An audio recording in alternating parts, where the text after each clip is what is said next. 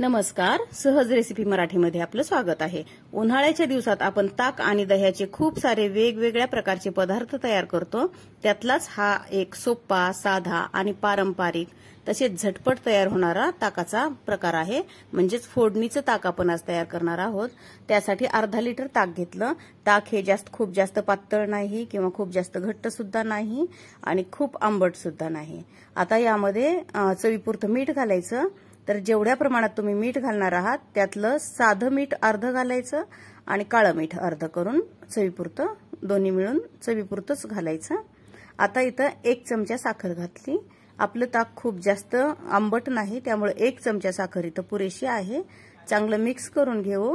आता फोडणीचं ताक म्हणजे अर्थातच फोडणीच आपल्याला तयार करायची आहे। तर 1 चमचा तेल घालायचं तडका पॅन मध्ये आणि तेल गरम झालं की अर्धा छोटा चमचा जिरं आणि अर्धा छोटा चमचा मोहरी घालायची।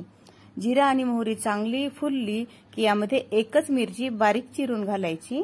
7 ते 8 लसणाच्या पाकळ्या कुटून घालायच्या। आता गॅस बंद करूया। तेल खूप जास्त गरम झाले त्यामुळे आपण गॅस बंद केलाय। यातला कोणताही पदार्थ खूप जास्त तळू नये किंवा जळू नये म्हणून आपण गॅस बंद करणार आहोत।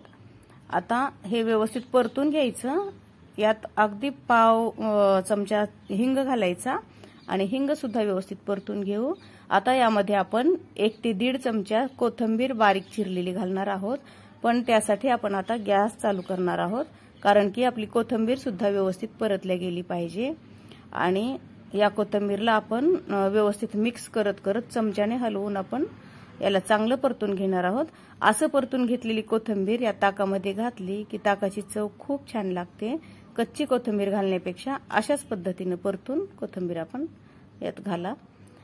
आता ही फोडणी आपली तयार झालेली आहे। ही फोडणी ताकावर घालायची। आपल्याला हे ताक गरम करायचं नाही, थंडच ताकामध्ये ही वरतून फोडणी घालायची। ही सगळी फोडणी व्यवस्थित मिक्स करून घेऊया। जेवताना हे ताक जर आपण घेतलं तर हे ताक खूप छान लागतं, आपल्याला जेवण भरपूर जातं। तर या उन्हाळ्यामध्ये हा ताकाचा साधा सोपा प्रकार नक्की तयार करून बघा, तुम्हाला नक्कीच आवडेल।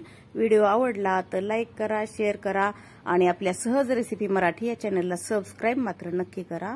नंतर भेटूया अशाच एखाद्या रेसिपी सोबत।